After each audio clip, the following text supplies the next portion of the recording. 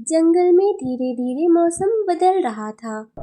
पेड़ की पत्तियां पीली पड़ने लगी थी, ठंडी हवाएं बहने लगी थी और हर ओर एक अजीब सी खामोशी छाने लगी थी। सभी पक्षी समझ गए थे कि सर्दियों का आगमन होने वाला है।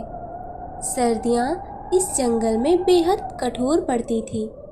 पेड़ों पर बर्फ जम जाती थी, नदी की सतह जमकर बर्फ की चादर ओढ़ लेती थी और आसमान से गिरती ओस मोतियों की तरह चमकती थी।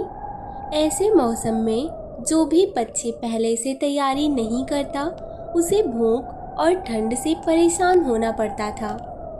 जंगल में एक छोटी सी चंचल लेकिन बेहद मेहनती चिड़िया रहती थी। उसका नाम था टूनी। टूनी छोटी तो थी, मगर उसके हौसले बड़े थे। वह जानती थी कि अगर समय रहते भोजन और सुरक्षित घर की तैयारी नहीं की जाए तो ठंडी रातें जानलेवा साबित हो सकती थी। इसलिए जब बाकी पक्षी खेलकूद और आराम में लगे रहते तो टूनी सुबह से शाम तक काम में लगी रहती।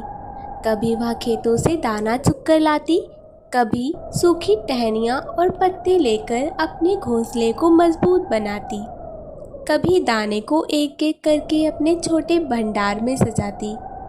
उसे देखकर कई पक्षी तो हंसते।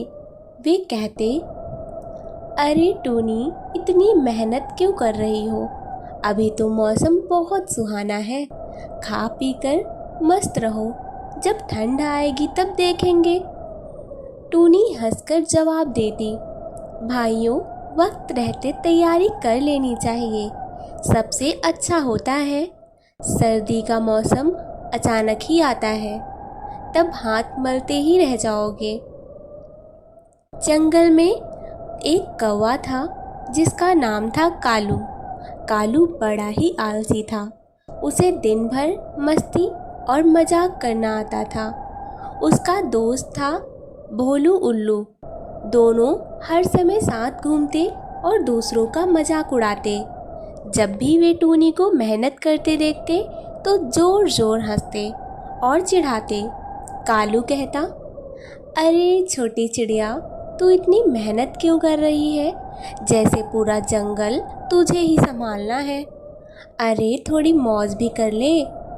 भोलू उल्लू भी ठहाका लगाता, हाँ, सर्दी आएगी तो हम बड़े पंख फैलाकर आराम से पेड़ पर बैठ जाएंगे, हमें किसी की मदद की ज़रूरत ही नहीं पड़ेगी।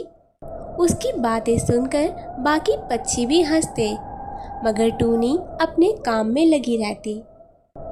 उसे मजाक की परवाह ही नहीं थी, क्योंकि उसे भविष्य की चिंता थी।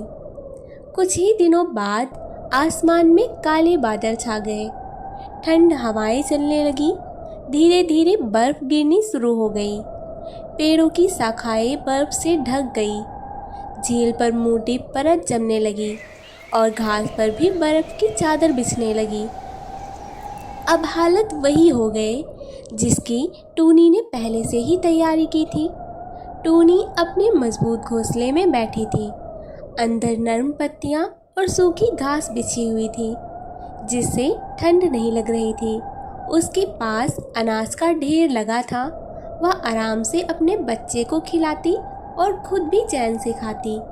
लेकिन कालू और भोलू का हाल तो बहुत खराब था। उनका घोंसला ठीक से बना ही नहीं था, पेड़ की डाल पर ही बना था। उसके कमज़ोर टहनियों वाले घोंसले पर भी बर्फ गिरने लगी। रात को जब तेज़ हवा चली तो उसके घोंसले में बहुत सारी बर्फ हो गई।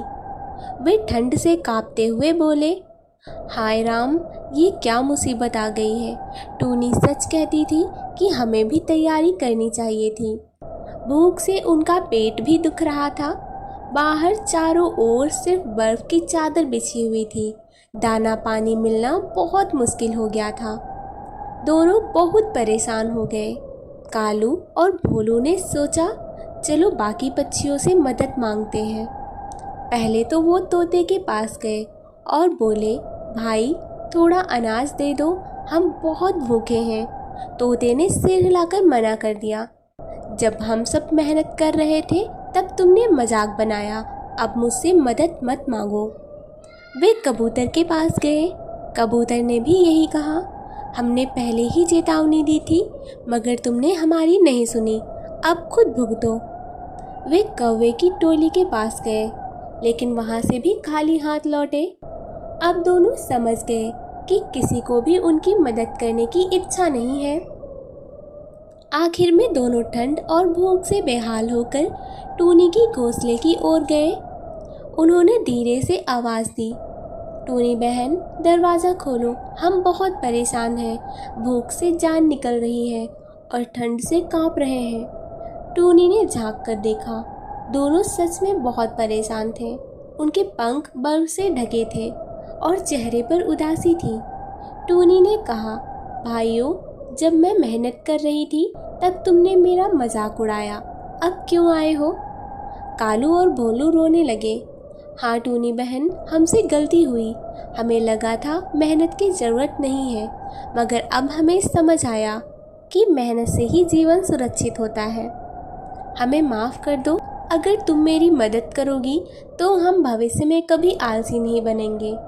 टूनी का दिल बहुत बड़ा था, वह जानती थी कि मुश्किल समय में किसी को ठुकराना सही नहीं होता। उसने दरवाज़ा खोला और दोनों को अंदर बुला लिया। वहाँ गरम गरम घोंसले में बैठकर उन्होंने थोड़ी राहत ली। टूनी ने उन्हें अनाज दिया और उनसे बोला, भाइयों, मेहनत का फल हमेशा मीठा होता है, मगर याद रखो, हर बार कोई तुम्हारी मदद करने के लिए नहीं आएगा, इसलिए आगे से पहले ही तैयारी करना और मेहनत करना मत भूलना।